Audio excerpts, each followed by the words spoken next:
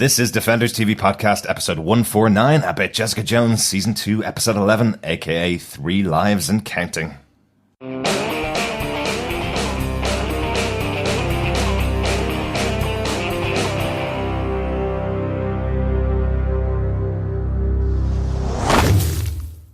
They are so hard on this show.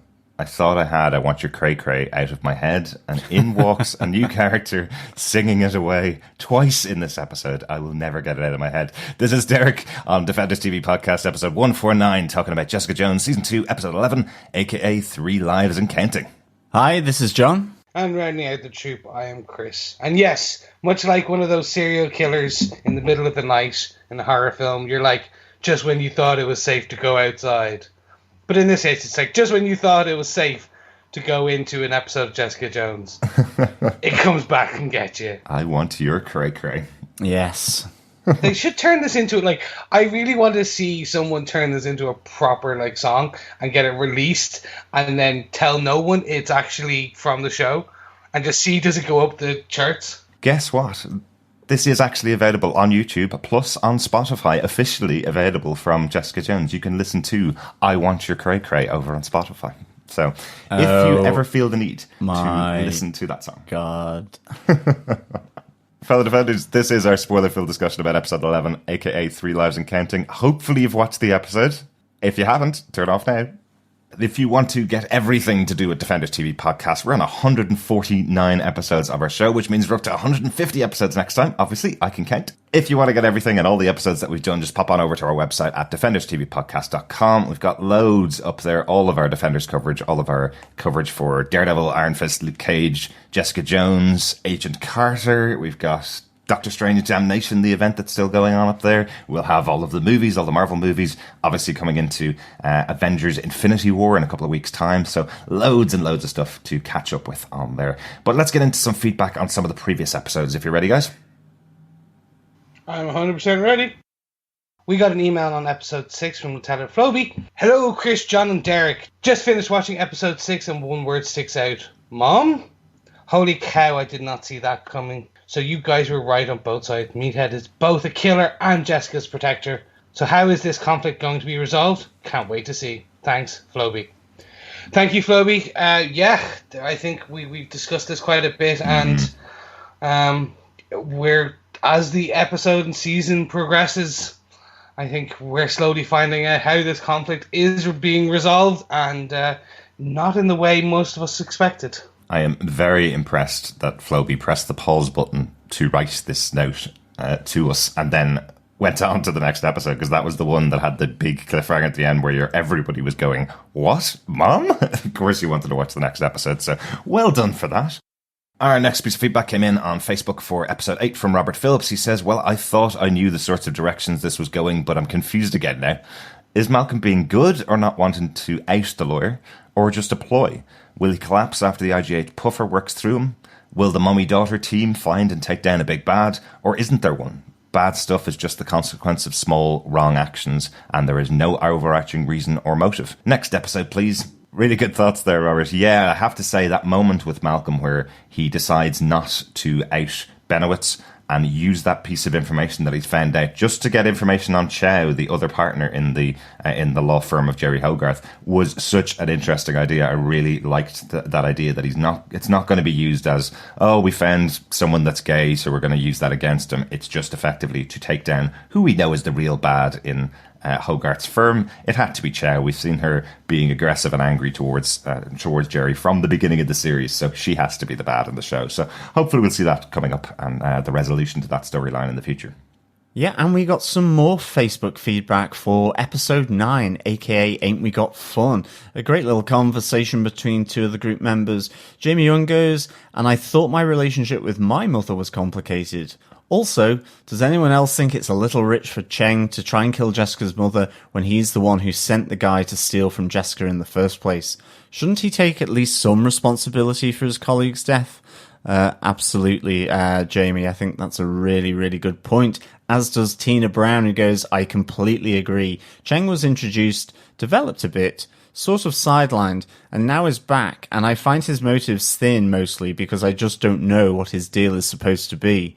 And I think the window to forge that attachment is closed, not just because of the shooting, but because there are only so many episodes left. And I don't want to spend that time figuring him out now when it takes away from the others on the canvas. And Jamie Young comes back, yes, exactly. He feels like a filler character, kind of like Robin from season 1. I think those are really good points, and I think there's an element of underdevelopment for Cheng, definitely within this show. And it's a real shame because that is such a crucial point, and, you know, it just feels a little confused and a little mixed. And I think there's an element of that with a few other characters as well, even some of the bigger ones, which I think I will come to in this podcast. Interesting. Yeah, thanks for that, Jamie and Tina. Yeah, it was definitely something we talked about in the podcast as well, that we were expecting this was going to be the big bad was arriving and shooting at Jessica and her mother, and it turns out to be a character that we slightly forgot about and didn't realise he was going to be a killer with a weapon across the street. It seemed like it's such a huge jump for the character after him disappearing from the show for 3 episodes. But thanks so much for all of that feedback from all of our fellow defenders. Yeah, thanks so much for the feedback. Really good. Keep it coming on in for the final 2 episodes. Yeah, regardless of what episodes you're talking about, we'll always read your feedback because we love getting feedback from our fellow defenders. Except if it's about episode 13 and we're recording episode 12. Very true, Chris. With that, Derek, what are some of the episode details for 3 Lives and Counting? Yes, this episode was written by Jack Kenny, who wrote God Help the Hobo, and Lisa Randolph, who wrote aka Soul Survivor, 2 episodes from this season of Jessica Jones. It was directed by a very, very famous lady, Jennifer Lynch. She is the daughter of David Lynch, who obviously is well known for his TV show Twin Peaks and for his fantastic movies. But interestingly, Jennifer Lynch is the one that wrote The Secret Diary of Laura Palmer. I've never seen that. Yeah, the book that was released back in the 90s when the original Twin Peaks was on. Really interesting story behind that. Can I tell the story, John? Yes, I told John the story. Thanks to Now Peaking and Now Playing podcast for this little tidbit of information. The Secret Diary of Laura Palmer was written over 9 days, really short amount of time for any book to be written. And Jennifer Lynch flew to New York carrying the full book on a set of floppy disks with her. Unfortunately, something happened in transit and the entire book was lost when she got to her publishers in New York. So she had to rewrite the entire thing in 3 days, which explains some of the discrepancies in dates and some of the slight issues that are in there, because she had to essentially rewrite an entire book in 3 days. Poor thing. Oh my god, that would kill me. Isn't that quite interesting? It would be soul destroying. Yeah. We think our deadlines are harsh, but yeah, there you go. And she's also directed a couple of episodes of Walking Dead. She's really good, actually. I'm really enjoy that they brought her in for this episode. John, do you want to tell us what they gave us with your synopsis for the episode? Sure. Shocked by her own actions, Jessica makes prison officer Dale Holliday's death look like suicide. But Jessica begins to worry that she, like her mother, is turning into a monster. These feelings are amplified by a familiar voice, as she is haunted by the memories of Kilgrave, who loves to remind her 3 lives and counting. Elsewhere, Trish's plans for Dr. Carl Malice become clear, as she demands Malice to give her abilities like Jessica's. As Jessica discovers Carl is gone from his hotel room, she tracks them down just as Malcolm manages to escape from the trunk that he was locked in by Trish. Trish then, along with Carl, manages to get away and head to the IGH facility, where he begins to put her through the same experiments administered to Jessica and Elisa. But Jessica arrives and stops the procedure, but her Kilgrave hallucination almost convinces her to add a 4th life to her collection, Carl Malice. Jessica manages to stop herself, but he decides to end his own life and destroy the laboratory where Jessica and Elisa were created. As Trish lies unconscious in her hospital bed where Jessica has brought her, an argument seemingly threatens Alias investigations, and Alicia, learning of Malice's death via a news report, throws her new guard at the wall and escapes from prison. And she is going cray, cray, cray, cray, cray. Insanity beckons for Alyssa, methinks. Oh yes, that guttural roar that she lets out when she sees the news report of Malice's death is phenomenal. And again, another great performance from Alyssa in these scenes. It's not a great idea to leave the news on in the prison, really, especially when you've got someone who is known to fly off the handle quite a lot.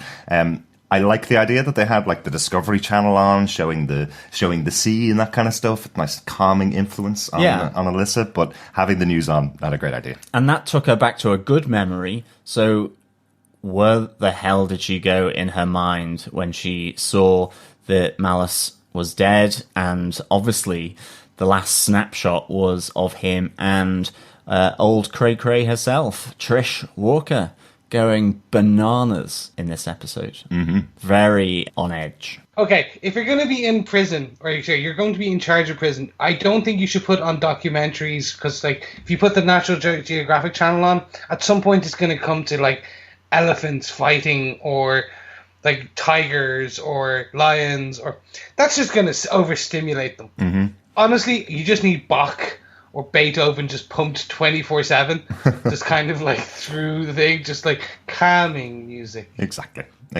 But on that note, I think we should maybe go on to our full case notes. Yes, let's get into our case notes. Our first case note kind of has to be that opening of this episode. Like we saw at the end of last episode, Jessica in the apartment of Dale Holiday, getting sprayed in the eyes, so she blinded, and unfortunately, by mistake, she hits him directly in the side of the head with her full power and his baton, killing Dale Holiday instantly.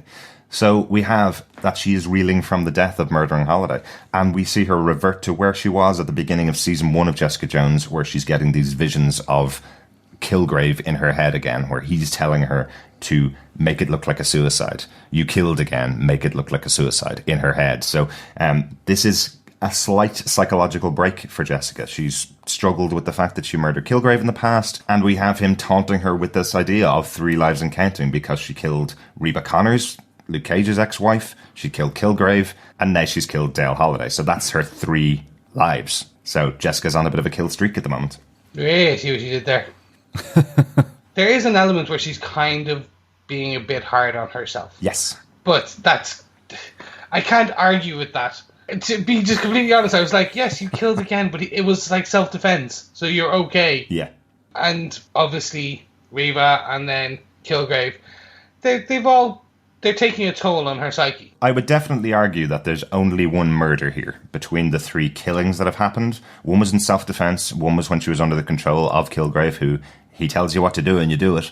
The only murder that's really happened is her choosing to kill Kilgrave, put him to rest to save the world, effectively. That's her only murder, and she has been reeling from that since the beginning of season 2. We've seen her struggling with this idea. Should she have done it? She is a murderer for that reason. The other 2, one was accidental, which is the killing of Dale Holiday, and the other one was because she was in control, was being controlled by Kilgrave. So she's really harsh on herself, but I love that this manifests as Kilgrave in her mind. This is Jessica's version of Kilgrave. We will talk obviously about Kilgrave a little bit, but this is Jessica's version of Kilgrave. This isn't the Kilgrave that we knew last season. He's being much harsher almost than Kilgrave was in the past. Kilgrave wanted her with him for the rest of his life. Kilgrave wanted her to realise that they were the perfect couple. So he wasn't as harsh as he is to her in these scenes. I love how David Tennant plays him in these scenes. But what we do find here from her trying to cover up Dale Holiday's murder is she does things like writing a suicide note and planting the numbers of the murdered inmates beside it, so that when the body is found in the future, everybody will know what it is that he did in his life, that he's the one that forced the inmates to kill themselves and he's responsible for it, and now he's taken his own life by throwing himself off a building, apparently. The roof, yeah. Jessica using her powers to cover up the murder. I love the fact that it was a straight sort of vertical plant by Jessica, where she's holding him by the ankles. Like, I just had this vision that he was going to be like concertinaed on the steps, sort of just crushed down.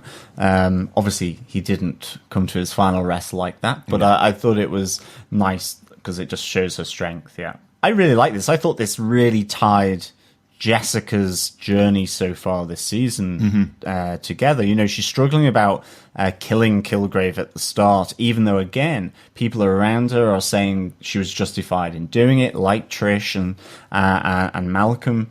You know, they're kind of being supportive of her. But it's also the fact that, you know, with her mum being introduced, seeing what her mum has done, it's really provided so much conflict internally for Struggle. I think I was saying how it feels quite an intimate season A lot of these episodes feel intimate in terms of how Jessica is trying to process stuff, the struggle that she has. And this just is her again, because of the rawness of, albeit in self-defense, this death now of Dale Holiday. She can't quite separate it from whether it's a murder by her because of what he was doing, because of maybe the feelings she had in that moment, plus coupled to her strength. So all these personal things are really beginning to affect her. And I just love how then that becomes amplified with the arrival of Kilgrave. That moment where the purple creeps into the frame of the show when she's up on the roof after she's just dropped him from the top. And he's there clapping. And this all just kind of amplifies these insecurities, because now here we have Kilgrave again trying to tell her to own it. I love that. Embrace this murder, own it. And she's trying to distance herself, and then maybe there's thoughts of her going, maybe this is who I am. She is struggling. Is she like her mum? Is she going to become this monster that her mum has become? Is she like Kilgrave to some extent, where if it becomes a necessity that she has the power to kill, and she has done 3 times. She's being reminded, and there's such a struggle here and conflict. And I think Kristen Ritter is so good here. And that moment where she calls her mum is so good. Like how distraught she looks where she's sat on the chair in the kitchen. It's just, I think, really, really fantastic. Yeah. No, I can't agree more with what you're saying here. It's rough. This is the part where you're like, where you think Netflix shows and actresses should be up for Emmys, should be up for I don't know, other large, well-known Academy Awards kind of thing, Actors Guilds, things like that, because it was truly a scene. That small spot of blood setting her off like it did. Was absolutely brilliant. I like this little pause as well. Like, she takes off her jeans, she takes off her top, and then she looks at her leather jacket, which we knew from the previous episode she got from the time when she was with her previous boyfriend who was murdered by her mother. And there's just that pause where she picks it up and looks at it as if she's going to throw away all of her clothes, like her mother did, burn them in a fire kind of thing to protect her from being caught. And she just looks at the leather jacket and just puts it back in place as if she's still not willing to let go of that happy past that she had, that one little moment of pleasure and that she's had in her past before Alyssa came into her life, unbeknownst to her. But it's just a nice little moment in the scene. Just so well played by Kristen Ritter. Yeah, and I think even in that moment where, she's really struggling, I love the fact that, with the reverse collect call from the penitentiary by Alyssa, she's kind of goes there because she knows something is wrong, because Dale hasn't turned up to her cell in order to sort of abuse her some more, but she says, "I'm so proud of you," and you're kind of like going, okay, yes, thanks, Mum, as she's trying to struggle here. And again, it is that moment. She has not only Kilgrave telling her to own this murder, her mum is like saying, this is no big deal. It's in the same way as she really was quite happy to kill Cheng, and ultimately is the reason why she is in the cell, in prison, because Jessica really realized that she does need to be controlled in some way, because otherwise she's quite blasé about killing people if she feels it's justified. So, Jessica has these 2 people, her greatest nemesis and then her mother, both kind of almost saying, what you did was fine. And she is having to battle both of those. So it's not just Kilgrave as well. It's her mother. Yeah. And I think, again, it's those feelings about her mum, whether she's too like her mum, whether she's going to become her mum, this monster. So really fantastic kind of thread throughout the whole of this episode for me. Yeah. So can I just take on a quick kind of side note before we go on to our second case note? Sure. Do you feel if EW... I think it was EW, released the photos of David Tennant and Kristen Ritter in New York filming season 2, that this reveal, the impact of having Kilgrave in this season would have been heightened. Absolutely. I'm really saddened. I think I talked about it on episode 2 of this podcast. The one thing I absolutely hate is set photographs. People with long lens cameras doing paparazzi shots of sets. I know it seems to get fanboys for Marvel shows, particularly in Marvel movies, really excited to see their actors on the street without their makeup, without the CGI stuff, all that kind of stuff. It seems to get all the fanboys really excited. It's the one thing that really, really pisses me off, because I think we're just getting Kilgrave for this episode, and it's really important that he's here. I would have absolutely have loved to got to episode 11 of this show and just hear the applause, or just that drop of his voice in the middle of her consciousness telling her, you're a murderer, you're going to be going to prison for the rest of your life with your mom, you know, mother-daughter cellmates, as she's saying, and then suddenly you hear Kilgrave's voice in her head going, you killed again, make it look like a suicide. I wish that was the first I knew about it. But with set photographs, they had to put it in there. Unfortunately, then Netflix made the decision to put that applause into their first trailer for the show, their first full trailer for the show. So I don't know how much is driven by the fact that that everybody knew that David Tennant was going to be back in the show.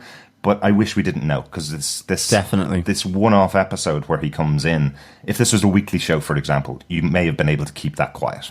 Yeah. Yeah. I mean, I agree with you. I think it's definitely lessens the impact. I am absolutely of the school of thought that, in the build-up to the release of a TV show, or whether it's even a film or whatever, less is more. Definitely on the side of the Christopher Nolan school of thought here, that you want the integrity of that piece that you're doing, and that includes big reveals.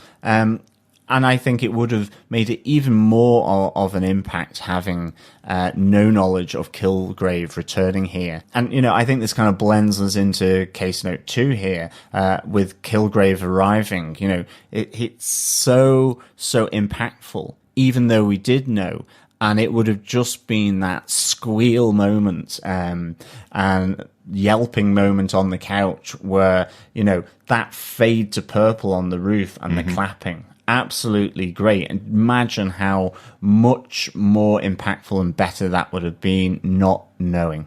And it's so sad that even the people that binge watched all 13 episodes on day 1 knew it was coming at some point. So people have been waiting since episode 1 going, when's Kilgrave going to be in the show? That shouldn't be your question when you're looking at this show of Jessica Jones. It should be, I wonder what the story is going to be like. I at one point wasn't on this school of thought, especially when it came to the movies. I was like, no, I want to see how they do it. And I think I was, because I'm a fanboy. I'm like, I want to see how you are building something and you are interpreting something I love. Mm-hmm. It's become an issue in the world of the internet, but what hasn't? Mm-hmm. In that, like, we take Captain Marvel, which is in production at the moment. They took a couple of shots of Brie Larson in a uniform, and the world went mad. Because it was like, oh my god, it's in green, but why is it in green? It's supposed to be in red, and like blah blah blah blah blah. And like literally, people, they had to, like, it just went crazy. Yeah.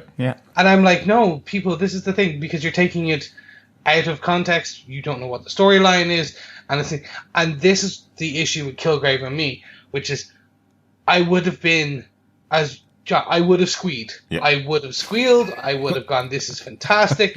Like, I'm so happy to see him back. Is a squeed, a squeal, and a little wee-wee? I think it's something in between. Yeah. It's just like, oh my god. How have you not heard that word? That's going back to, like, Buffy times. Okay, maybe it's just gone from my collective memory, or more I'm more of a squoo. So, this piece of the storyline fell flat for me. And that's the reason I brought this up. Oh, right. Okay. I loved it. Uh-huh. I did. I loved what they were doing.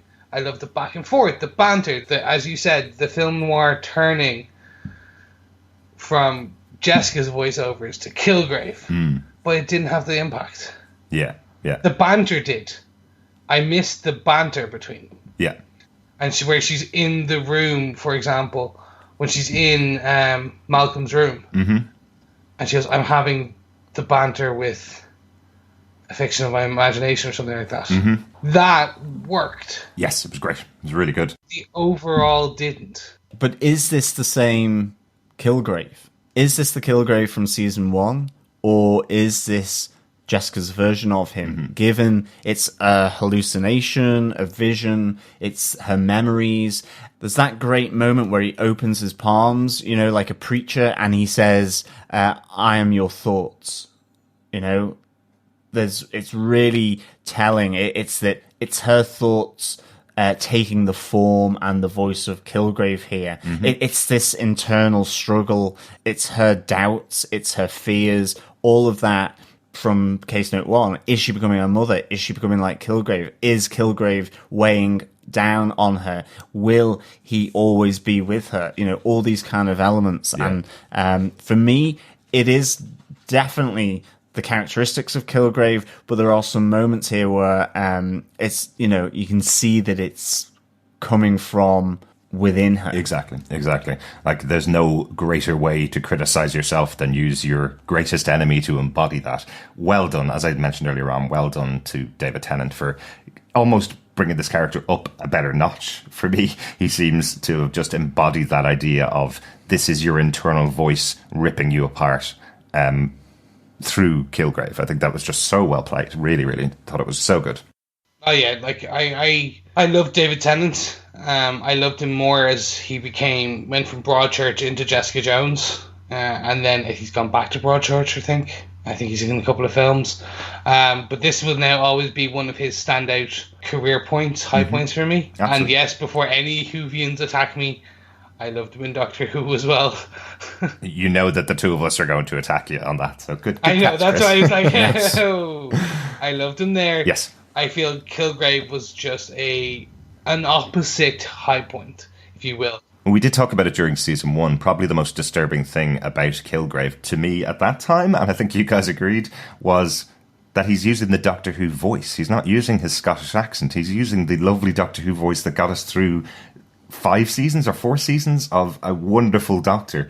And he's using that as the killer Kilgrave in Jessica Jones. It was so disconcerting to have that voice coming out of his mouth and being so horrible to people. It was, and I just, I can't. Anyway, I feel that this part didn't land with me as much as I felt it should. It landed.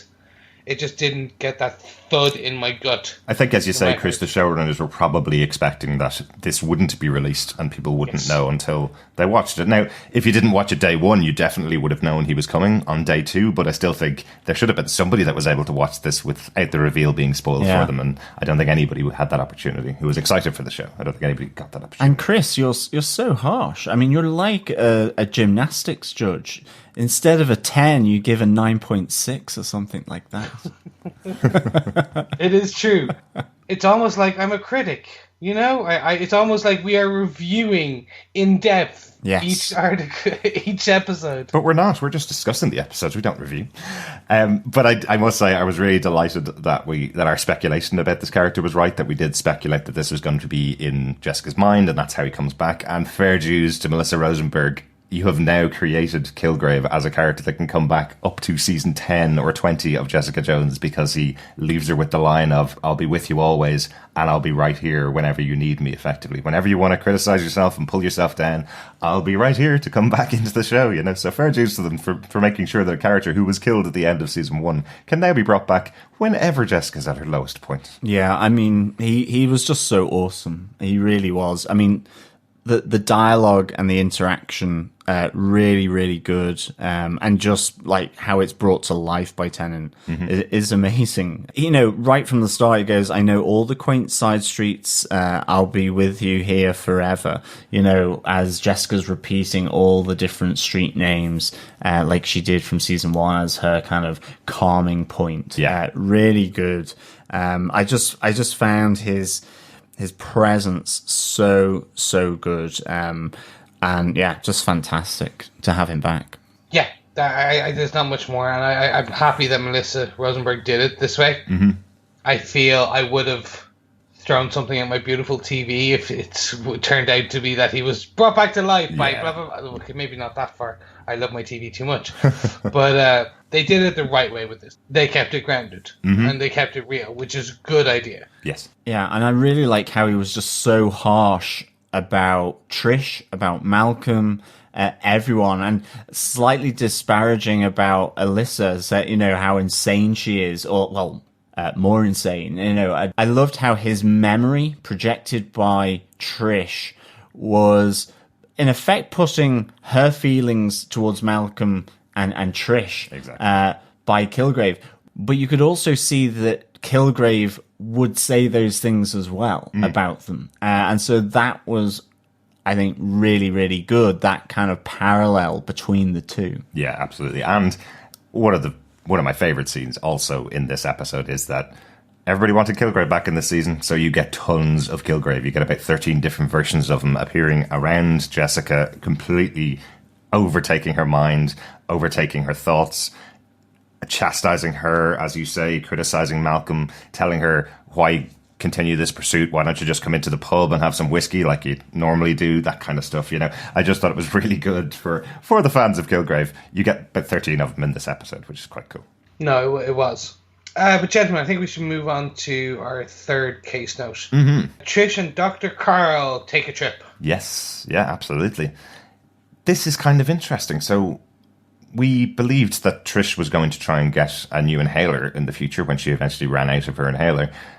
Seems like she wants something quite significantly different. She wants to actually be developed into a superhero like Jessica and like her mother Alyssa. So she takes Dr. Carl back to the facility. I was quite interested in how Dr. Carl played it. It felt like he had been held back from doing this type of science by his work with Alyssa, by actually treating Alyssa and trying to make sure that she didn't kill anybody.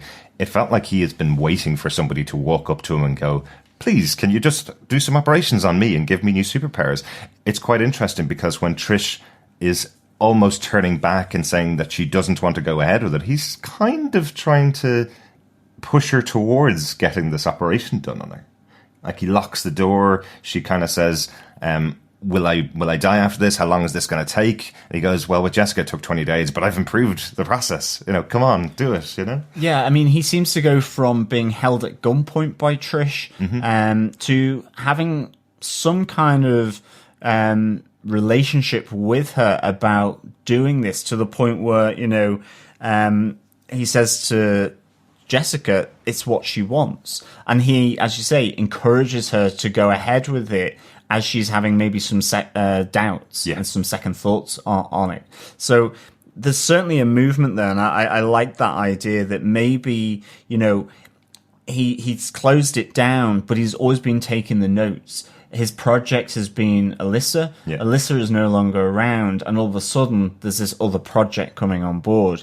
You know, he talks about he's perfected the method, at least in theory, by writing it down, and all of a sudden he seizes the moment to test out his theories on Trish here. Yeah. So it's a really nice point here as that kind of relationship of hostage changes over the course of this episode. I don't think he was ever really a hostage, if we think about it. Yes, he was taken at gunpoint, but... What's your definition of hostage, then? Psychologically, he was never one, if we want to put it like that. As soon as he knew what Trish wanted, he was leading her into this. And I think this is the difference with Dr. Carl. Dr. Carl is not a nice person. No. Like, we've known this from the beginning. Him, Kozlov, etc., they were doing this because they want fame, they wanted accolades, they wanted to change the world. But they still experimented on dead people. Exactly. And brought dead people back to life. They were not nice people. What we have been led to believe is that with Alyssa, he changed his ways. He's become the hippie. I love his t-shirts. I love the Grateful Dead. I love the way the shirts he wears. He's a cool-looking dude. He's still a complete a-hole. Yeah, definitely. And as soon as Jessica found the book and you saw that he had been continuing to work on the process, I was like, that's not the process for Alyssa. Yeah. Because he kept talking about that was just a drug regime and things like that. He's been working on perfecting his technique. Exactly. He just, as Derek said, he just waited for someone to come back to him. If Kozlov had forced his way back, he would have done it. Yeah. He would have gone to the army. Exactly. Like, there's that moment where he's almost wringing his hands at the idea of getting an opportunity to test on Trish. He's kind of going, you want to change the world? Well, that's what I wanted to do as well. You can change it by being a superhero, and I'll I'll show you how to do it. That is so disingenuous from this character, because what has he created? He's created all of these people through the IGH drugs, like Alyssa and Jessica, who hate their superpowers, who hate being people that can kill anybody at a second thought. So why would it be any better with Trish, just because she wants to go through it? But Trish is an addict. She's addicted to this concept of being like her sister, and she'd be able to do it better, like Jessica. So probably not going to work out that great for her. Yeah. What I do really wonder about these scenes here is Jessica comes in and breaks up the process before it's over and brings Trish to the hospital, who's now in pretty bad state, really. So has the process worked? Will we see this as her superhero creation? I'm assuming so, but I am wondering, by breaking up the process early, will it have had any adverse effects on Trish that he may not have thought about? I'd say so. Basically, we know that the increased treatment on Alyssa increased her strength, increased her everything. She mentions that in the flashback scene that she can jump 10 stories. Yes, she does. Jessica cannot jump 10 stories. And yes, I know I'm saying jump before anyone gets in there.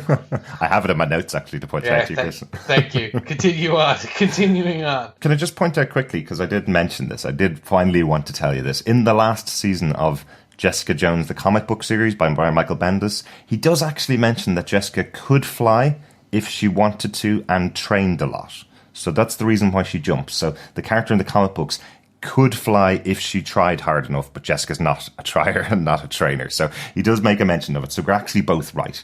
She jumps because that's what she can do, and that's what she's willing to put her mind to, but she could fly if she was willing to put her mind to that. Finally, the feud is ended, and we can all live in peace. All it took was Mr. Bendis, who is now joining the DC family. Yes, the Marvel books for Jessica Jones have now finished with Brian Michael Bendis in the driver's chair, but there will be a new series of Jessica Jones back in autumn this year with new writers on board. So excellent. Anyway, jumping back, I think basically what will end up happening is Trish will be Hellcat. She will not be as powerful as Jessica.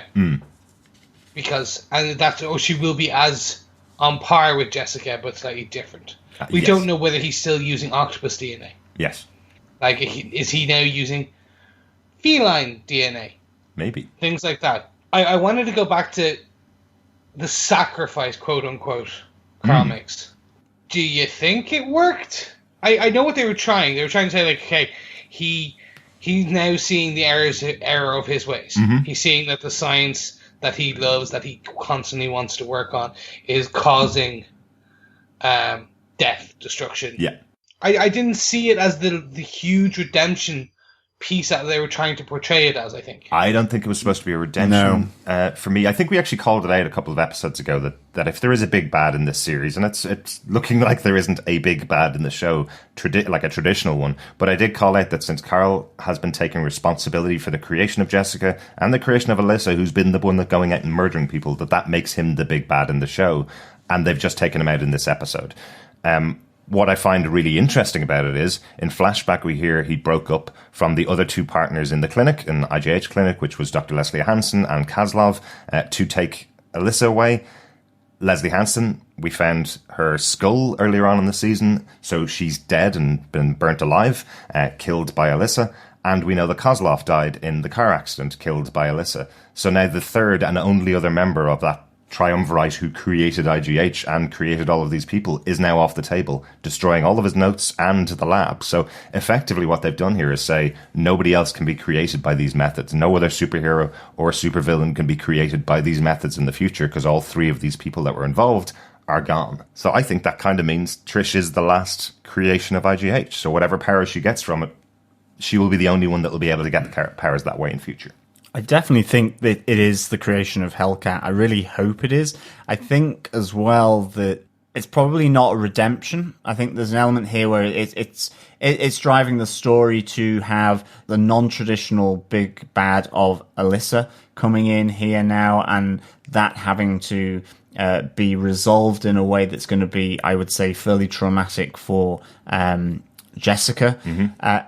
In some ways, I almost felt that if that wasn't the reason why he's dead and has been killed in order to drive that I wouldn't have seen him as someone who would take himself out to destroy IGH. In the sense that, as you said before, Chris, he's not a nice guy. He certainly doesn't seem suicidal or heroic, willing to throw himself on the sword. Mm. And I think you could destroy it without doing that. So I do think there's an element here that it's driving Alyssa's storyline ultimately, whether he needed to die. I mean, even Jessica allowing him, I do feel in those moments where she almost kills him because of the Kilgrave hallucination and she steps back, she does say that she wants to see him have justice, that what you're doing is finished, that she would prefer now, rather than sending him away to another country, that she would prefer to put him behind bars to answer for this. So again, I think it's just because it's being used as a plot device to drive another storyline. Whether it's always consistent feeling for me, I don't know. And I mean, I think the writing is excellent in this series. But there are some elements where I think it's pushing the storyline, or it's being used to push the storyline, whether it's with Cheng, and I think a bit with Carl Malice here for me. Okay. But nonetheless, I like what happens. It doesn't take away from the fact that I enjoyed those scenes between them, or that I actually, it's not like I didn't enjoy the story. But I think I could see it going somewhere else if it wasn't for the fact that it does need to be a plot device as well, I think. It's kind of interesting, I feel, how some of these characters have been set up and where they go. I mean, I do really, just quickly coming back on Hellcat, there's one moment I think it's really kind of great, actually, where she says to him, "Do you know what it's like to feel powerless?" Mm-hmm. I had an abusive mother and a superhero sister. I just think that's fantastic, deep inner feeling from Trish as to why she's doing this. I mean, yeah, she's completely on edge because she's coming off the inhaler drugs. But, she shot at Malcolm here.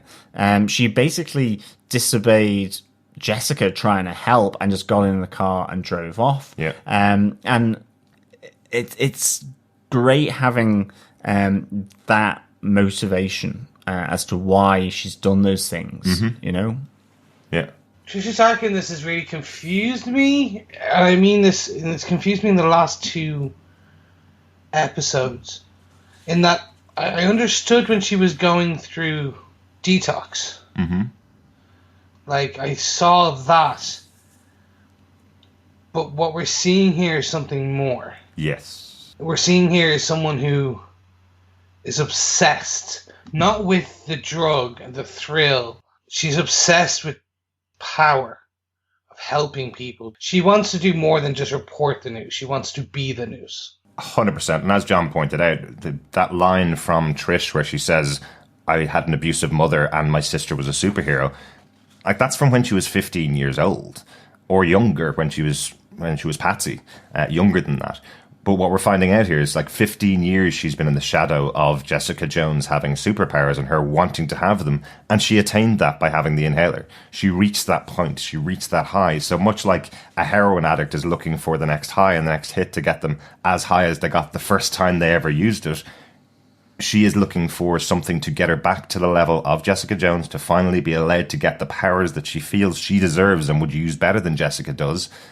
And it's all just been taken away from her. So this is an obsession. It's not just trying to get another inhaler, as we find out in this episode. It's that she wants to have permanency to it. She wants to be a new superhero. So yeah, that's where she's gotten to now. She's obsessed. She's not just a withdrawn drug addict. She's now trying to reattain something permanently. Yeah. So I think this kind of wraps up our Trish and Dr. Carl case note. Before we do, because I want to put I literally want to plant the flag in Dr. Carl and leave him be. In his ashes. They scatter the ashes all over the ground and then kind of sweep them up and put them back in a cardboard box. Mm-hmm. We now know there's 3, potentially 4, including Trish, IGH subjects. Mm-hmm. Whizzer, Alyssa, Jessica, and potentially Trish. What else are we missing?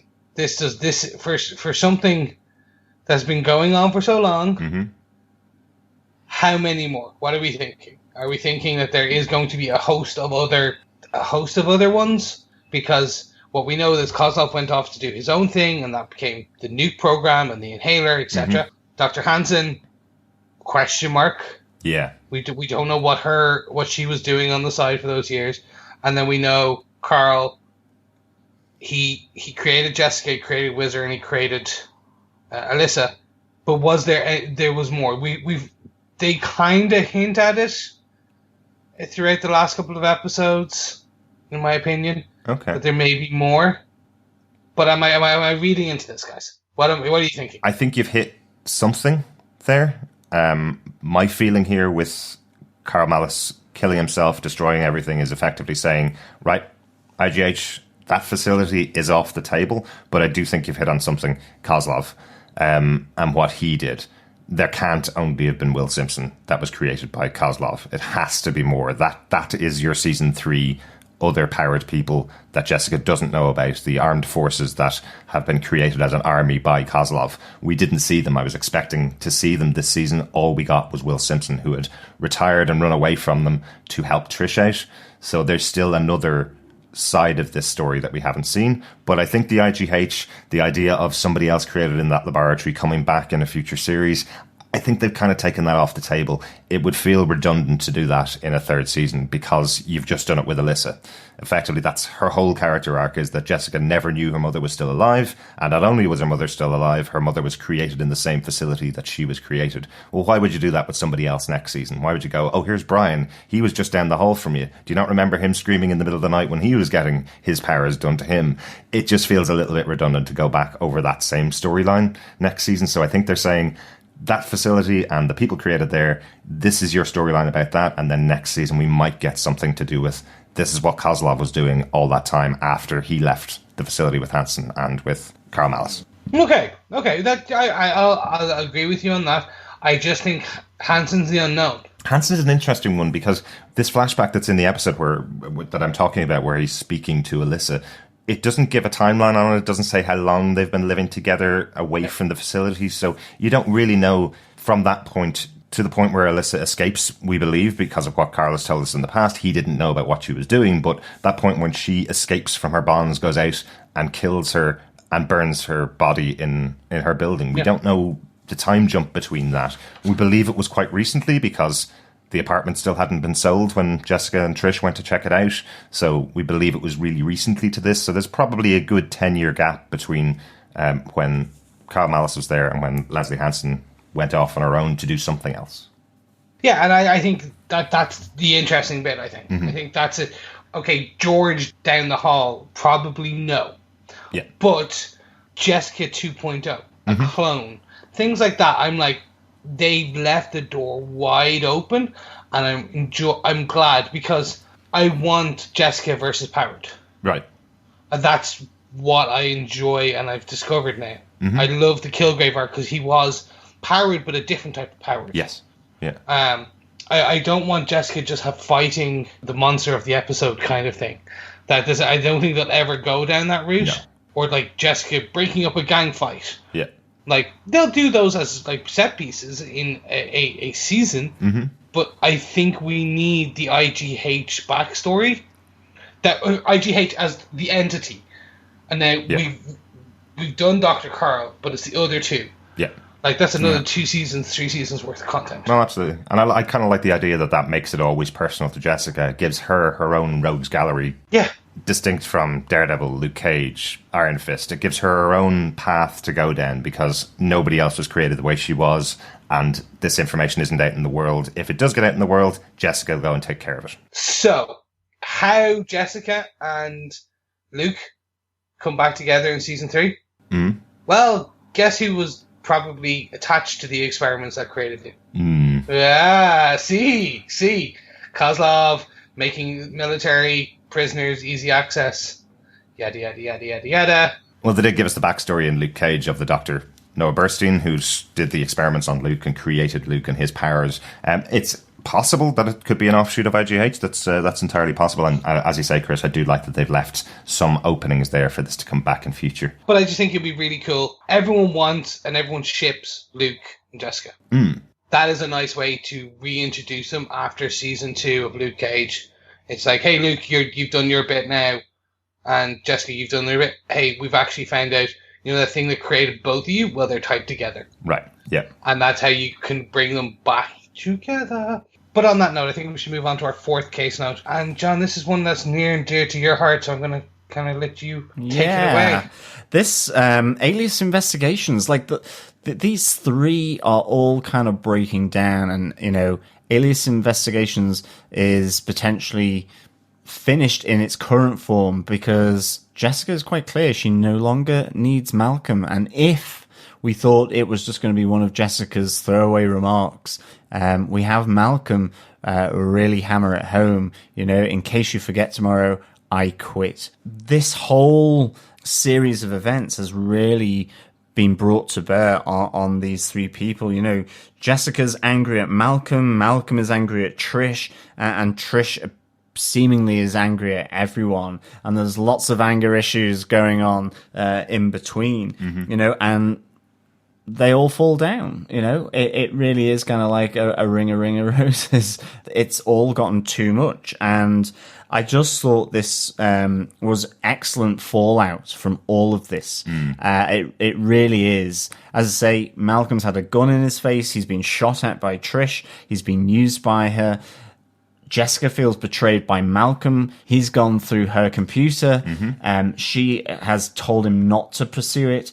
And loads of deep-seated issues really boil to the surface here. When Jessica is really berating Malcolm in the corridor in the hospital, he really brings up the fact how he has kept the ship afloat. He has made sure that she's been all right, cleaned up after her, looked after her. Jessica is really going after his addiction.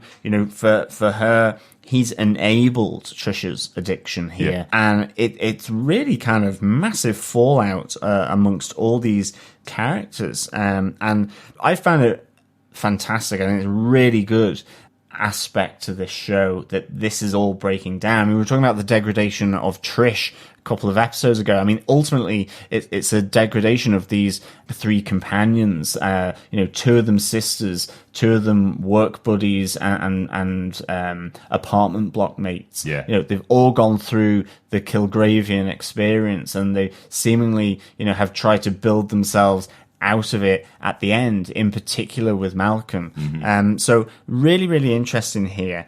I do like the 2 things about these scenes that are called out. We speculated earlier on in the season that Malcolm is sleeping his way through his addiction, and Jessica calls it out when she finds his teaser profile, which I thought was hilarious. But she calls it out that he has traded in his addiction for drugs, for a new addiction to women. I also love how that's used as well to triangulate his position, because the profile is connected to his phone, which is telling him how close the next girl he can sleep with is. And Jessica kind of calls them all up, finds out where they are, and then triangulates where Malcolm is trapped in the trunk of Trish's car. Nice detective work. Definitely. Real futuristic detective work almost. It's on the level of CSI, Yeah, and we get the KK and the JJ dating profiles from this, which is phenomenal. I love the fact that Kilgrave goes, you can be JJ, 5'9", athletic, enjoys leather in all seasons, likes justifiable homicide, and long walks on the beach to dump the body. Like, such a great line from him. I think the other thing about Kilgrave here, with saying that everyone within that threesome is angry at one another, is just how much he compounds her feelings here of betrayal and so on, and really towards Malk and Trish, and it is just an extension of her. Exactly. But it is excellently done, I think, here. Jessica's retort, just then moving back to her profile, it is really good. You could be called KK, bony, translucent Brit, likes rape, also dead. I love those dating profiles. The other one that I really liked, just needed to be called out, is that moment, as you mentioned, where Malcolm is talking to Jessica and saying to her, in case you forget tomorrow, I quit. Remember back at the beginning of this season, she must have fired him 40 times over the course of 2 episodes. So it's really important here that this is the breakdown of Alias Investigations, and nobody can question it, because this could have been just another reactionary get out of here from Jessica. And if Malcolm doesn't have that moment to come back to her and go, I know what you're doing, I know what you're like as a person, but I'm not going to take this anymore. I'm out of here. I'm done. If he didn't have that line, this could easily be resolved the next time they meet each other, because it's been resolved hundreds of times in the past. So I think it's really important that he has that moment to say to her, I quit. This isn't just you firing me. This is the breakdown of our relationship. It hopefully will get resolved by the end of the season, of course, but I think it's important to put a bit of a pin in it and say this is an actual breakdown, not a typical Jessica reaction. Yeah, it's a weird thing here, because, and maybe it's just me, in that moment, I didn't think Malcolm was justified in saying that retort. There was something intuitively inside me when I was watching it for the first time where I was like, oh, I wish he hadn't said that. And I think part of that is the fact that, okay, a lot of deeper seated issues are coming to the surface about him taking care of her, keeping Alias investigations afloat. But for the issue in hand, that he's gone against her, that he has led and enabled Trish in what she's doing, I kind of just felt he didn't have that right to come back at her in that moment for some reason. And again, I think it comes down to the fact that, you know, he took that IGH inhaler, he took a drag on it with Trish, and I don't feel that has been explored enough as to what's happened to him in that moment. And so I feel like I don't fully understand his motives. And I think in that moment, with the point in hand, he was the one in the wrong for me. And I didn't feel that he had or should have come back with that retort. That's not to say that he couldn't have come back later on it. But I suppose ultimately with this confrontation between these two kind of really beloved characters, it's all bubbling to the surface. And so it is something I just kind of wanted to ask, because my initial gut reaction was like, oh, I wish he hadn't have said that. In terms of that he hadn't really the right to do that in that moment. But it's not to say that I don't like the scene. Well, as I've already said, I kind of agree that he needed to be in that moment, because he's kind of been a punching bag. And really for 2 seasons, he's kind of been Jessica's punching bag, particularly. Every time she wants to take something out, she takes it out on him, really. That's what he feels. He's always been trying to learn from her. He's been working his way through multiple cases. He's been taking care of her, picking her up off the floor when she falls out of bed drunk in the morning, making sure she's prepared for her day of work. And she's constantly criticized him and constantly at him. And I think this is just a moment, the breaking point, where he's saying, I quit. I'm gone. I'm not willing to do this anymore. You deal with your own shit, basically. Yeah, I just felt there was more humility required, given that because of his actions, as well as Trish. I mean, Trish isn't blameless here, but she's in hospital. I like whether it was the right moment for that kind of blow up. It is absolutely because of the pressure of the situation. Exactly, yeah. But I still think like he needed to recognize his part in that. And I felt by him kind of saying, I'm not wrong. I don't know. It was strange. So it'd be interesting to hear people's thoughts, definitely, on that. I think maybe being trapped in a car boot for 12 hours might have affected his thinking ability, and then not getting any credit from Jessica at all, just being pushed away and shouted at in the street. Remember, when there's the 13 Kilgraves around, he keeps thinking that Jessica's talking to him when she's saying, shut up, stop talking, you know? And he was pistol whipped. Let's not forget that. There's wild concussion going on. I'm actually on the side of both of you. I think he was in the right for what he did. I want to see where this goes. I hope it does get resolved. He took it a bit too far, and I think that's potentially that was on purpose. He knows her buttons to push. Yeah. But yeah, I don't think this is the end of Alias Investigations. Obviously, it will always continue with Jessica. I think this might be the end of their friendship to a degree. I think he'll go to Cheng. Maybe. Yeah, maybe. I think that's so that this is, and then in the next season, we can assume that there is a next season. There'll be some form going back. It was kind of like Foggy and Matt breaking up in Daredevil. It's kind of okay, this is the moment where we break the characters up and we send them on their own paths now. I do like how Jessica describes the firing of him, where she says, it's no longer your job, you're just some guy who lives down the hall now. You know, she didn't really throw the net very wide for her assistant in Ellis Investigations, did she? It's the next door neighbor who works for her. So yeah, it's kind of interesting that she just puts the nail in the coffin with them, saying, "That's it. You're no longer a friend. You're no longer working for me. You're just some guy that lives down the hall now." I just thought it was a nice little way of putting it. But I think he'll be a friend. I just don't think they'll work together. Maybe. I think because she has very few friends. Let's be honest. True, but trust is so important to Jessica, and it kind of feels like she has reached the end of her tether with Malcolm, regardless of him trying to do all the things that he's trying to do within the episode and within the series so far. It feels like Jessica can't see a way of trusting him, especially because, as you say, John, he is responsible for enabling Trish, whether he knew it or not, or whether he was intending to or not. He is responsible for enabling Trish. I also feel there's a little bit of transference from Jessica here. She doesn't get the opportunity to kind of deal with Dr. Carl. Dr. Carl does that himself. And because she said to Dr. Carl, he's also enabling Trish and her addiction, perhaps she's transferring that onto Malcolm as well, because kind of punishing him because she didn't get to punish Carl. Yeah, but it's a big pressure cooker here. Mm-hmm. It really is a seismic moment here. And I mean, it's really good. I'm really pleased about it because at the end of the day, what's happened here between these three is really kind of significant. And it deserves to have this kind of seismic event going on between their relationship. God help Trish when she wakes up and what happens, because I mean she has gone balubas. Now I know how he stays in it. Okay. He becomes Trish's boyfriend. Maybe. He becomes Trish's boyfriend. That's how they kind of can keep him back in, or at least Trish's bit on the side. You know what I mean?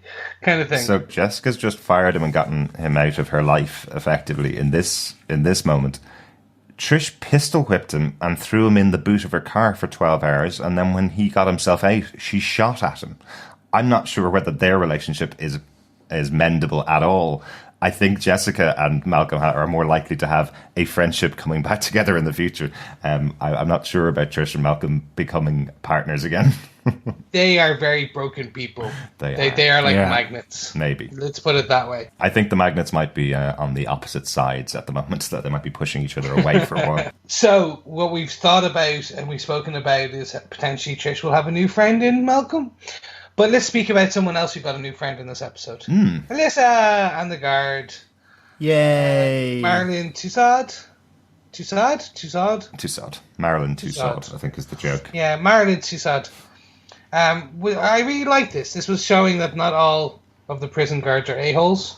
Mm-hmm. I think literally when we first meet her, it goes, "You show me some respect, I'll show you some." Yep. Something along those lines. Again, I'm paraphrasing. Can we get through this day easily? Yeah, it's kind of the idea. Yeah, I like the little gag of Marilyn Tussaud rather than Madame Tussaud, which I thought was quite a good little gag. You know what? Bringing Marilyn in at this point and giving Alyssa a little bit of a relaxed day in her life, it's really nice, given the idea of some respect to each other and a bit of goodwill goes a long way, that kind of stuff. But sadly, it does prove that some of the methods of Dale Halliday and what he was doing with her as a prisoner actually were required to deal with someone like Alyssa. She's being treated with respect. She's being treated as a mother. She's allowed to make a phone call. She's allowed to have visits from her daughter, by Marilyn Tussaud being more relaxed with her. But this is a murderer. This is someone that can break out of the prison whenever she chooses to do so, as we find out in this episode. So, you know, even under Carl Malice, the person she loved and was married to, she had to be strapped down to her bed to stop her from going with her urges. It feels like Marilyn has walked into this situation and not been given any prep at all as to how to deal with her, and it just goes really badly for her from then on. Yeah, I mean, as soon as Alyssa and Jessica were sat down, being given their moment of time alone away from the guards, and Jessica goes, "Everything is going to be all right," I was like, cue chaos. And that's when I kind of knew that Marilyn, you know, like the bright, shiny new guard teddy bear that Alyssa had got, was going to be thrown like a rag doll to the wall. At the end. It was, you know, it was just nice to show, that Alyssa is this boiling pot that has to let off steam, and that, you know, over time, knowing that Carl had disappeared, she got more agitated, and then unfortunately seeing the news report, and especially with Trish there, that, you know, she has that breakdown. I was surprised that Marilyn went into the cell on her own, seeing that this superhero killer is distressed and massively agitated. So it seems as though Marilyn likes to necessarily leave those prison protocols to one side when really she probably shouldn't have done in this case. But it just feels like she didn't get the cliff notes. Remember back in Silence of the Lambs, the film, where Jodie Foster goes to visit Hannibal Lecter for the first time, and she gets that prep of don't hand anything to him, don't put anything towards the glass, all that kind of stuff. It feels like with someone like Alyssa, there is a note on her door that says, don't walk in there alone, make sure she's covered with guns at all times, that kind of stuff. But Marilyn just seems to have completely ignored them. Maybe it's because she's a last-minute replacement because Dale didn't turn up for work, so she's just been assigned covering this, so it's not like her second week on the job in doing this particular work. There's not that many superpowered people, I presume, in this particular prison, so maybe she just doesn't know the protocol because it's the first time everybody's dealt with it and the first time she's dealt with it. But yeah, I did have that absolute horror film moment where you're going, don't open the door, don't go in there, what are you doing? Why are you now opening the gate that's standing between the two of you? Why are you doing? Stop it, Marilyn, you will be dead.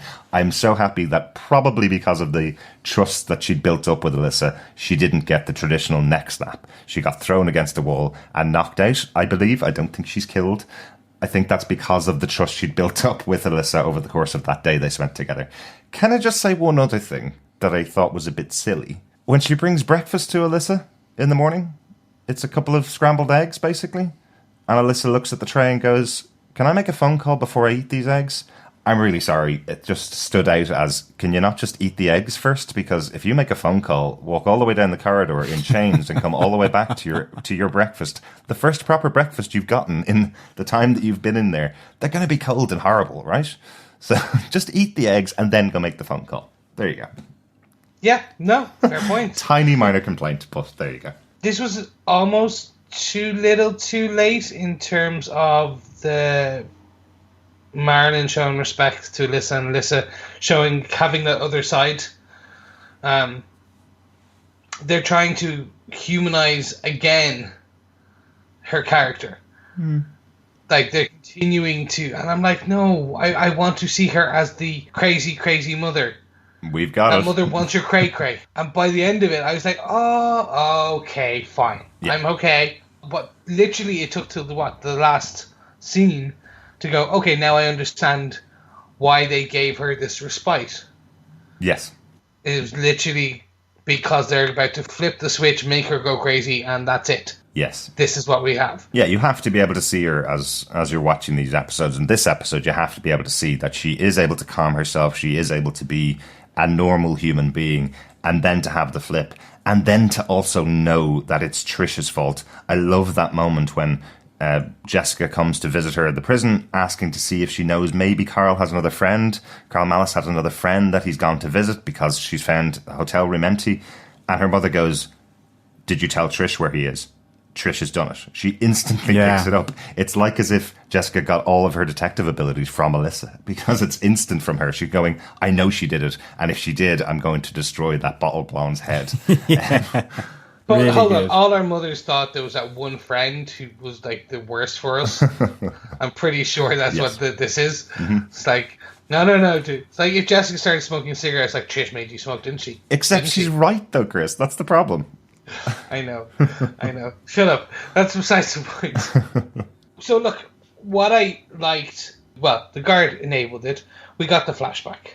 We got the analogy that she is like the sea. Mm-hmm. And that was a great analogy, especially for a superpowered killer with anger issues. Mm-hmm. I was like, oh, this is almost like the Hulk. Mm-hmm. Yeah. But the Hulk doesn't enjoy it. Yes.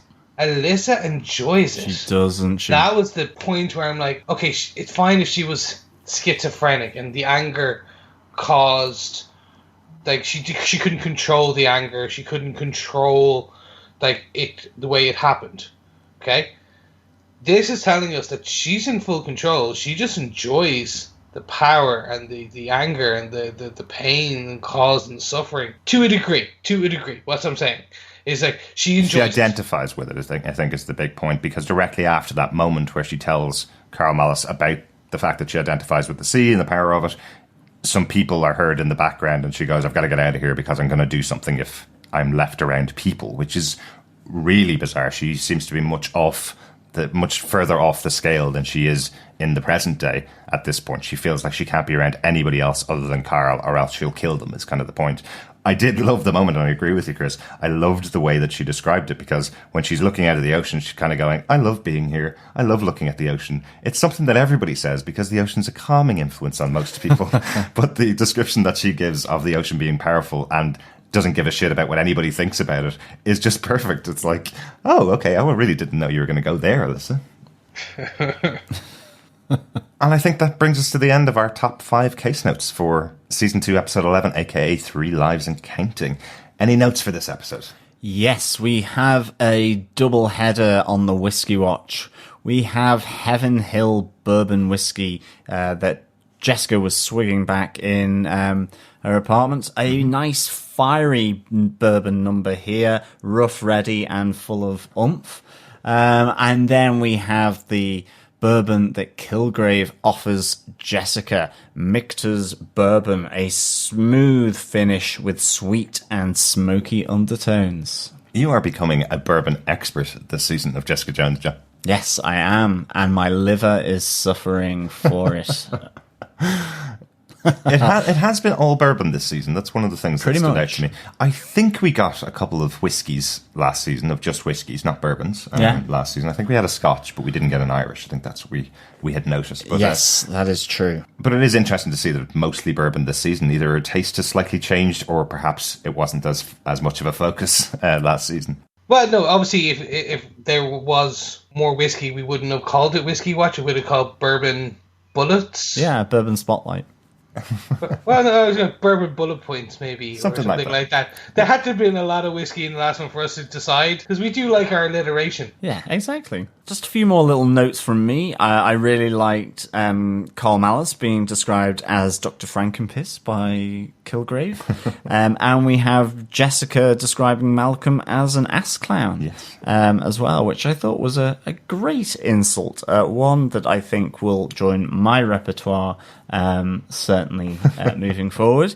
And also, another aspect I love at the end where Jessica effectively rebuffs Kilgrave here. I know we've not really discussed that, but where she goes, "I'm not a killer, I'm not you, I'm not my mother, I can control myself, and it means I'm more powerful than you." Mm-hmm. And Kilgrave kind of does go, "I'll always be there," but then ultimately disappears. And I think some really great scenes here between Jessica and Kilgrave right at the end, I think, was amazing. And of course, that moment in IGH facility with Carl, Kilgrave, and Jessica, where he is really tormenting her, or her thoughts are tormenting her in the form of Kilgrave, whether or not to kill Carl or not. But these two, really, really good. Yeah, I have to say that moment in the hospital where she's looking out the window through the glass, there's rain on the glass, there's purple light in the background, and Kilgrave standing beside her having that conversation. I think it was beautifully shot. And then as she says that to him and he disappears for the final time, she's sitting in the room full of light in the hospital again. So it's just beautifully put together. It's a nice scene showing the conflict that's going on in Jessica's head. Just a very quick one for the last episode. In that the missing ingredient for Nuke's inhaler was plant-based. Ooh, interesting. Yes, yeah. What plant-based ingredients do we know in the MCU that give enhanced speed, strength? Remember, we've been covering Gotham on Gotham TV podcast for the last 4.5 years. So when you say plant-based superhero or plant-based abilities, we always think Poison Ivy, and that's DC. So give me a Chris. Heart-shaped herb. From Wakanda. Aha! The one that gives none other than Black Panther. Aha. Obviously not. I just thought it was really cool. Excellent catch. I was like, oh, that could be. I think it was just a nice reference, but yeah, it could be that. Interesting. One other that I want to check up, because I didn't get the chance to check it before the episode began, is the prison that Alyssa's being held in, where she's in the really secure area of the prison. Is that the same prison where we had Frank Castle and Kingpin in Daredevil Season 2? Could be. You are correct. Am I? It is, and it's the same cell block. Wow, interesting. Because there's cell block D. And that was my final note for this episode, which is, this is very much like the place you go before you're big enough to go to Arkham. Before you go to the Rat, before you go to many other places. Mm-hmm. It's like, almost, if they named this Riker Island, yeah, then this is what this would be. But it's the same cell block, which I found interesting. So, is this how Kingpin gets out of prison for Daredevil Season 3? We know that Vincent D'Onofrio is coming back in Daredevil Season 3, so does he just walk out through an Alyssa-shaped hole in the wall? Could be. It could. He'd have to squeeze and kind of like suck it in. Maybe. But he could make it through if he shimmied. I kind of have a feeling that if Alyssa wants to get out through a wall, she's going to break the whole wall down with her and leave bits of it behind her as she runs miles away. Interesting. Do you know what else I thought was slightly interesting in this episode? When Jessica's chasing down Trish and Dr. Carol Malice in the car, she doesn't take the opportunity to jump or fly after them. She stops dead in the street before chasing after them using her super abilities. It's something that has been missing this season. We haven't really seen her jump at all. They use it a little bit in season 1. About 3 or 4 episodes they used that ability, but we haven't seen it at all this season. No, her mum's done it, but not really Jessica, except for maybe getting to the top of that building where she was spying on Cheng. But again, we didn't see her get there. She could have used the stairs. That was my piece as well. When we saw her at the beginning of this episode at the very top of the building, I was like, oh, she jumped. No, she took stairs. Yeah. The effect is not that hard. Yeah. Like, from a special effects point of view. Like, it's literally have her on a wire and pull her up. Yeah. Okay, so maybe a small cost, probably a cost involved, but I'm in agreement with you. I don't think we've had that much superpoweredness, if you kind of understand what I mean, in this season. Yeah. Like, we have, and I know we've had more. Yeah. But it feels less. I think it's because they normalize them to a degree. Yeah. Whereas in the first season, we were like, oh my god, she just broke that thing and did this. And in the very first episode of the season, she broke the pizza tray. Yeah. She flung the pizza tray. We're spoiled children, I think is what I'm trying to say. Like, we've been given too much superpoweredness, and now it doesn't feel as special. And we want more. Yeah, it is kind of that. I mean, I felt that it was absolutely conceivable that Jessica would have been able to jump onto the back of her car in that parking lot and then hold it, like her and her mother had done with a bus. With the bus, yeah. And you're just kind of thinking, okay, why didn't she do that? I did kind of like the Batman moment where she looks to jump down onto the bonnet and crush it and stop it, but completely misses. Just missed it, yeah. And then again, why didn't she go bounding after the car once she'd gotten out? Yeah. I just wondered about it, and I know, obviously, one of the defining characteristics of Jessica Jones season 1 and 2 is that while she is superpowered, that is not what the show is about. It's very different from all of the other shows. We don't have her saying her Iron Fist-like phrase where she's going, I'm up against the Hand, I'm the one that's been put on this planet to take them down over and over again. We have Jessica Jones as a detective in this detective show. She happens to have superpowers, doesn't really like them, doesn't really use them very often, but I just thought it was interesting that they didn't allow her to use them in this particular scene because it felt like a big action moment for her to go, right, I'm going to prove that I can do this and catch her. But yeah, story reasons, I presume, is the reason why they didn't use it, because they needed to have that moment where Kilgrave is after her and attacking her again. But anyway, that's it for our notes for the episode of Jessica Jones. John, do you defend Jessica Jones Season 2, Episode 11, aka 3 Lives and Counting? I do defend this episode of Jessica Jones. I would give this 5 Dr. Frankenpiss ass clowns out of 5. I really like this episode. I think it brought so much together, changed it up. I absolutely enjoyed the Purple Man Kilgrave back here, even though a projection of him within Jessica's mind. I love the massive breakup of these 3 people. Trish going mental with guns, Malcolm Days confused, angry, Jessica angry at Malcolm and Trish. This was an explosive breakup of three characters that we all really care for, all really like. We have that continued struggle with Jessica here, especially with Kilgrave arriving. I just love that struggle within herself. I love how it kind of really connects to the whole of the rest of the season. All of these things and elements were just really, really good. I cannot get enough of Kilgrave, I think. David Tennant and Kristen Ritter here were phenomenal. Really, really good. And to top it all off, Alyssa has a relapse. She goes mental biscuits all over the show on her new soft, cuddly guard who, yes, is she alive? Isn't she? Who knows? But all I can say is presumably Alyssa is after Trish. Mm-hmm. So they'll need a few army members around that hospital room to protect Trish while she is recovering.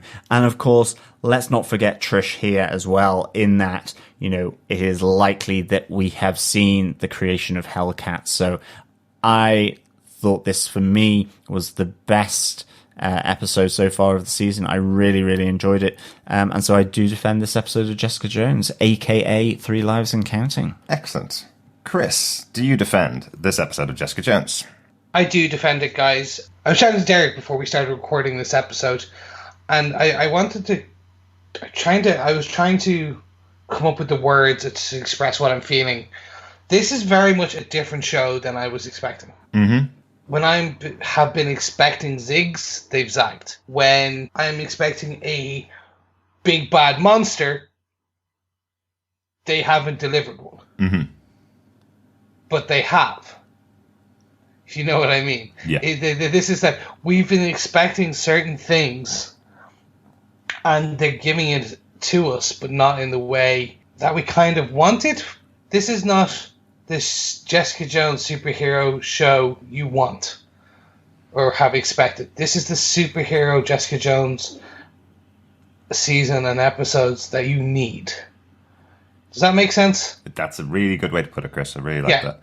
They've taken something that I thought I didn't want. And I think that's the best way of putting it. They've taken these characters, they've taken the origin of Hellcat, which is very much a secondary thing to me in a Jessica Jones show, and made it very interesting. Mm-hmm. They've taken the dissolution of Alias Investigations, which we've talked about as being this tertiary character, and the breakup of that is almost as bad as the breakup of in Dawson's Creek years ago, if you were ever watching it. This is not real. They're going to get back together. That is what they're doing, and I both love and hate them for it. And I think that that is the best way I can say it. Yeah. Like, what they've done to Kilgrave, I hate that they haven't brought him back, but this is the best way of doing it. Mm-hmm. They allowed us to get Kilgrave now whenever we want, or whenever the writers want. Exactly.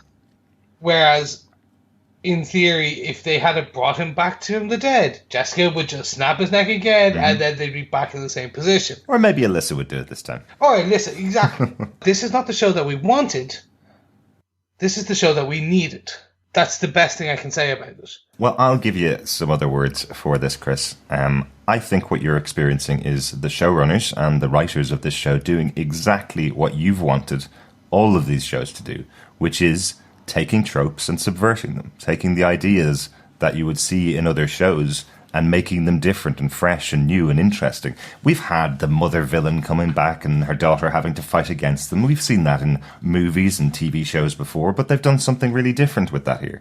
They've done a good job of taking things that you might have expected to happen and zigging and zagging where you expect them to go another way with it. So I think that's what you're probably seeing here, Chris. I think you're probably seeing them do exactly what you want them to do, seeing old things become new again. Yeah, exactly. And it's what I need. Mm-hmm. The freshness of this is different. And sometimes I find myself going, that wasn't good. But then when we discuss it, I'm like, no, it was. This is like everything that I wanted, just not what I expected. We just have our own little cult of Defenders TV podcast where we just convince you that our opinion is right, Chris. That's all. Yeah, that could be work. I'm actually playing Far Cry 5 and there's a big cult in there. They convinced me already. There you go. We're not a cult. We're not. So, gentlemen, yes, I do defend this episode of Jessica Jones. Derek, to round out our defends, do you defend this episode of Jessica Jones Season 2, Episode 11, a.k.a. 3 Lives and Counting? AKA 3 Lives and Counting, AKA 3 Podcasters and Counting. Yes, I defend it. All three of us are defending this episode. This is one of the best in the series, and similar to Chris, not for the reasons I thought. I thought it was going to be, hey, we get David Tennant back, one of my favourite actors in one of my favourite roles that he's played, and that's the reason why this episode is going to be great. It's great because of him, but also because of Trish, also because of Malcolm Ducasse, also because of Carl Mallis, Jessica Jones, Alyssa. Everybody in this episode is so strong. The storylines for all of them are so strong and so well done. And I absolutely loved that Tennant is playing a part of Jessica's mind. So what we're seeing in this is Jessica react to what Jessica's criticisms of herself are.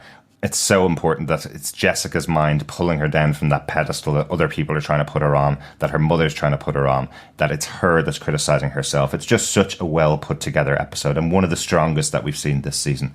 Absolutely defend it. So glad you guys enjoyed it and so glad that we've had this conversation. And just for the fellow defenders that are out there, myself and John probably talked about this episode for over an hour after watching it the first time. As Chris mentioned before we started recording, we also talked about this and talked about things that we haven't talked about on this podcast.